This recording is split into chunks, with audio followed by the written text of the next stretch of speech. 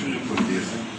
মূলত এটি আমাদের অঞ্চলের অর্থাৎ বরিশাল বিভাগের যারা আছেন বলাই হয়েছিল আমাদের চিফ গেস্ট ব্যতীত আর সবাই প্রায় কম বেশি আমরা ওই অঞ্চলের লোক। আমারও বাড়ি ওই এলাকায়। আমি একজন ক্ষুদ্র সরকারি কর্মকর্তা, আমাদের খুব সুযোগ হয় না এই ধরনের অনুষ্ঠানে আসার। তারপরও আজকের এই অনুষ্ঠানে আসতে পেরে আমি অত্যন্ত আনন্দিত এবং কৃতজ্ঞতা প্রকাশ করছি।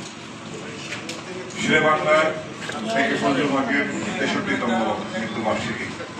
ইতিপূর্বে বিভিন্ন বক্তা তাদের আলোচনায় শেরেবাংলা সম্পর্কে অনেক আলোচনা করেছেন।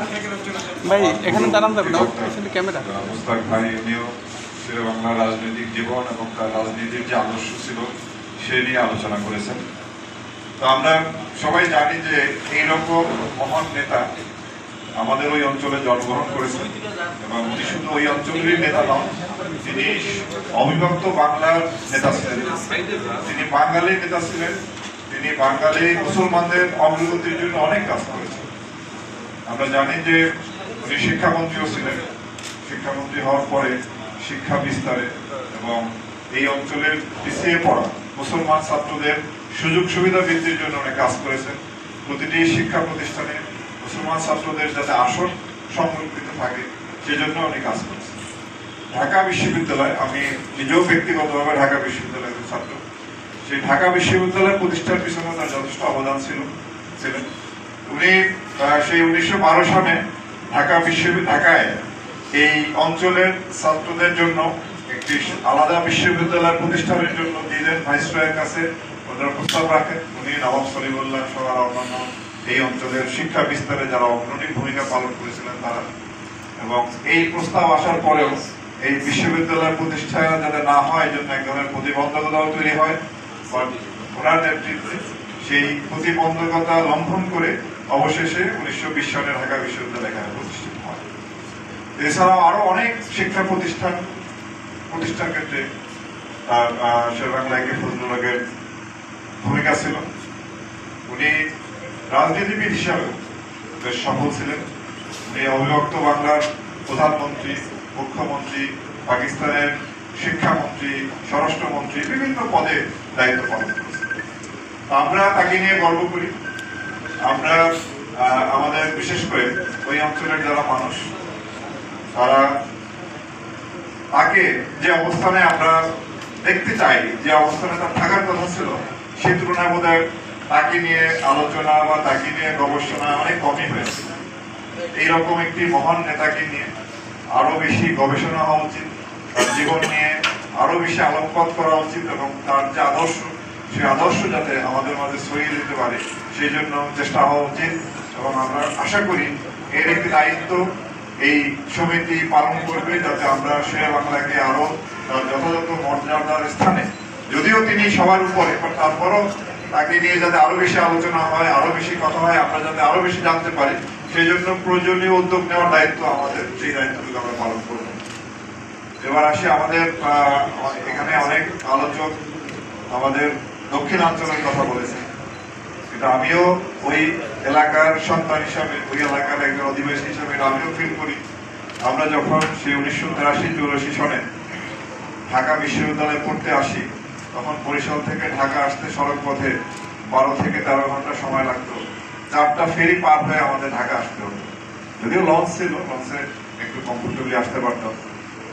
এখন দেখেন, ঢাকা থেকে যদি আপনি চিটাগং যান, ময়মনসিংহ যান, সিলেট যান, উত্তরবঙ্গে যান, চমৎকার হাইওয়েতে আপনি যেতে পারবেন। যদি বরিশালের দিকে যাই, মাওয়ার পরে আবার আমাদের সেই পুরানো ভাঙ্গা সরু রাস্তা। আমাদের ওই অঞ্চলটি সবসময় অবহেলিত ছিল, উন্নয়নের ছোঁয়া সেখানে অনেক কম লেগেছে। জানি না এটাকে আমাদেরই দুর্ভাগ্য কিনা, তাহলে এরকম হওয়া উচিত ছিল না। বাংলাদেশের যে উন্নয়নের যে সুষম বন্টন সে থেকে বোধহয় আমরা বঞ্চিত হয়েছি। এখন সুযোগ হয়েছে, যেহেতু পদ্মা সেতু সহ বরিশাল যেতে আর কোনো সেতু আর কোনো নদী পার হতে হয় না। এখন সেই উন্নয়নের যে সুযোগ সেটা আমাদেরকে দিতে হবে। বরিশালের যে রাস্তা যেটি সয়লেন হওয়া দরকার সেটি সয়লেন হওয়া উচিত, সেটি আমাদের করতে হবে। আমাদের রেল লাইন নিতে হবে এবং আমাদের যে একটা অপার সুযোগ আছে, কুয়াকাটা একটি কুয়াকাটা যে একটা সমুদ্র সৈকত, সেখানেও যাতে একটা আদর্শ পর্যটন নগর হিসেবে গড়ে তুলতে পারি, সেদিকেও আমাদের সবার কাজ করা উচিত। আমরা এই সমিতি, জানি না আমি আমার বলায় আপনারা কষ্ট পাবেন না, কারণ আমি তো আপনাদেরই লোক। ঢাকায় বিভিন্ন অন্যান্য জেলা বা বিভাগের যে সমিতি আছে, তাদের মনে হয় যেন একটু প্রভাব বিভিন্ন ক্ষেত্রে বেশি, তারা উন্নয়নের অংশটুকু তারা নিয়ে নিতে পারে। বাট আমরা বোধহয় আমাদের ওই অঞ্চলের লোক সেই উন্নয়নের আমাদের যে হিস্সা, আমাদের যে পাওনা ওই এলাকার জনগণ হিসাবে, এবং আমাদের যে জিডিপিতে যে আমাদের অবদান, এখনো কিন্তু কৃষির অবদান জিডিপিতে সবচেয়ে বেশি, সেই অবদান আমরা রেখে যাচ্ছি, কিন্তু সেই উন্নয়নের ছোঁয়া আমরা পাচ্ছি না। এই জন্য আমি জানি না এই সমিতির একটা প্ল্যাটফর্ম হিসেবে ব্যবহার করে, এবং আমার তো মনে হয় যে আমাদের বাংলাদেশে বিভিন্ন যে সরকারি দপ্তরে, বিভিন্ন দপ্তরে ওই আমাদের ওই অঞ্চলের লোক কিন্তু কম নাই, অনেক আছে। আমরা যদি একটু একত্রিত হতে পারি, আমরা যদি আমাদের ভয়েসটা রেজ করতে পারি, আমরা যদি দাবি দেওয়া উত্থাপন করতে পারি, জায়গার মধ্যে পৌঁছতে পারি, তাহলে আমাদের কিছু পাওয়া যাবে। চুপ করে বসে থাকলে হয়তো আমরা পাবো না। সেই ক্ষেত্রে আমাদের কোনো ঘাটতি আছে কিনা, আমরা যথাযথ উদ্যোগ গ্রহণ করছি কিনা, এই জিনিসগুলো আমাদের একটু আলোচনা করা দরকার। এবং এইখানে বৈষম্য শিকারের দৃশ্যমান আমাদের কি আছে ওই অঞ্চলে, আমাদের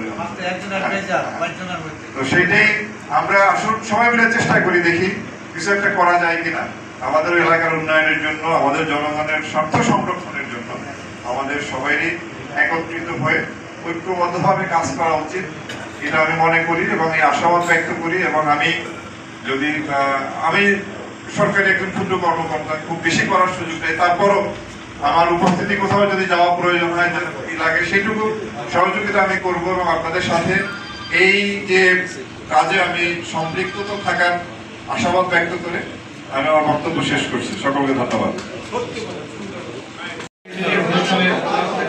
অনেকক্ষণ 2 ঘন্টা ধরে আমাদের সময় দিয়েছেন। উনি আমার আপনজন, আমার আত্মার আত্মীয়, আমি সেই পরিচয় দিলাম না। এবং ছাত্র জীবন থেকে আমরা যে রাজনৈতিক ধারক, আমরা যে রাজনীতি চর্চা করি, তিনি আমার সেই রাজনীতির একজন সৈনিক, আমার মুস্তাক ভাই। আমি যখন প্যালেস্টাইনে ছিলাম রিজার্ভে দলীয় মুক্তিযুদ্ধের সেক্টর কমান্ডার, উনি আমাকে প্যালেস্টাইনে পাঠাইছিলেন, কর্নেল তাহারের গায়ে বেলাল এবং আমি আমরা একত্রে প্যালেস্টাইনের যুদ্ধে অংশগ্রহণ করেছি। আমি সেই লেবানন শাখা জাতীয় সমাজতান্ত্রিক দল জাসদের জেনারেল সেক্রেটারি ছিলাম। আমার বন্ধু ছিল ডাক্তার শফিকুর রহমান, আমাদের ডাক্তার মুস্তাক ভাই সবসময় আমাদেরকে চিঠি দিয়ে বাংলাদেশের কি অবস্থা ছিল সেটা আমাদের অবহিত, এবং আমরা বাংলাদেশের পরিচয় নিয়ে কাজ করেছি। 1982 সালের 24শে মার্চ যখন এদেশে সামরিক শাসন আসলো, আমরা 26শে মার্চ বলিতে রাজপথে 2000 বাঙালিকে দিয়ে কমান্ডো দিয়ে আমরা মিছিল করেছিলাম বাংলাদেশের গণতন্ত্র নষ্ট হয়েছে। আমরা বিভিন্ন সময় সামাজিক সংগঠন করেছি, পদ্মা সেতুর কথা বলেছেন আজকে শ্রদ্ধা সতীশ ভাই, দুদকের সাবেক চেয়ারম্যান বিচারপতি সুলতান হোসেন খান, তিনি আমার সংগঠনের চেয়ারম্যান ছিলেন। এবং আরেকজন ব্যক্তিত্ব অ্যাডভোকেট খন্দকার মাহবুব হোসেন, যিনি কালো কোট পরে শত শত আইনজীবীকে দিয়ে প্রথম পদ্মা সেতুর জন্য আন্দোলন করেছিলেন। আমি শ্রদ্ধা ভরে তাদেরকে স্মরণ করছি। এই পদ্মা সেতুর আন্দোলন আমি ছিলাম। আরেক ব্যক্তিত্ব ছিলেন আমাদের সাবেক রাষ্ট্রপতি আব্দুর রহমান বিশ্বাস, উনি বলেছেন কেউ না হলে ধরুন তোমার সাথে আমি আছি। আমরা যখন সমাবেশ করতাম, হাজার হাজার লোক ফিরতেছিল আব্দুর রহমান বিশ্বাসের প্রধানমন্ত্রীকে আমরা সেই অনুষ্ঠান করেছিলাম। আমি কল্পনার বাহিরে 44 জন বক্তা একটা অনুষ্ঠানে বক্তব্য রেখেছি। আমরা 4 ঘন্টা সেই আমরা রাজপথ আমরা কি বলা হয় যে আন্দোলনে একটা সড়কের জন্য যে এত যুদ্ধ করতে হবে, আন্দোলন করতে হবে, করা যায় না। আজকের এই সবার সিদ্ধান্ত যে পদ্মা সেতু আমরা শেরে বাংলা সেতু আমার আসাম করেছেন 6 লেন উন্নতি করতে হবে, যেটা 4 লেন ছিল সেই কাজও বন্ধ হয়ে গেছে। আমরা 3 তারিখে এখানে আমাদের মানববন্ধন হবে, আপনারা সবাই লোকজন নিয়ে এখানে শুনে হবে সেই প্রত্যাশা করি। আমাদের যে আসাম ভাই দীর্ঘ আমাদের দক্ষিণ বাংলার গর্ব, আপনার বক্তব্য যারা বুঝতে পারছেন সেই এই দেশের এই ক্রান্তিকালে উনি অ্যাটর্নি জেনারেল দায়িত্ব পালন করেছেন। আমরা আজকে যার সম্পর্কে আমরা এখানে আলোচনা করছি, সেই সেনাবাহিনীকে প্রতিভা পূর্ব পাকিস্তানে অ্যাটর্নি জেনারেল ছিলেন, তার আসলে আজকে আমাদের আসাম ভাই অ্যাটর্নি জেনারেল দায়িত্ব পালন করেন। আমরা গর্বিত, উনি আমাদের সময় দিয়েছেন, সেটা আমরা কৃতজ্ঞ তার কাছে, বরিশাল বিভাগবাসীও তার কাছে কৃতজ্ঞ। আমি আমার ভাই ডাক্তার মুস্তাক হোসেন, আপনারা জানেন 1988 সালে ঢাকা বিশ্ববিদ্যালয়ে যার নেতৃত্বে কম্পিত ছিল সে ডাক্তার মোস্তাক হোসেন, 90 যে গণঅভ্যুত্থান, 90 সালে যে গণঅভ্যুত্থান ভূমিকা ছিল, তারা যারা বাস্তবায়ন হয়েছে 90 স্বেচ্ছাসেবী যে আন্দোলন, ডক্টর মোস্তাক আহমেদ। আজকে হয়তো আমরা আসাদ ভাই বলেছে অধ্যাপক হুমায়ুন কবিরের কথা, আমরা যারা সালে সালে অনুষ্ঠান করছি আমরা অনেকেই মূল্যায়িত হই না, কিন্তু আমরা আজকে শেরেবাংলাকে যেভাবে মূল্যায়িত করার কথা শুধুমাত্র বরিশালবাসী স্মরণ করে, আমাদের সমিতি স্মরণ করে। আমি 33 বছর যাবৎ এই শেরেবাংলাকে পর্যটকের স্মরণ সভায় মৃত্যুবার্ষিকী পালন করছি। আশা ভাই বলেছেন আজকে শেখ মুজিবের জন্ম মৃত্যু পালিত হয়,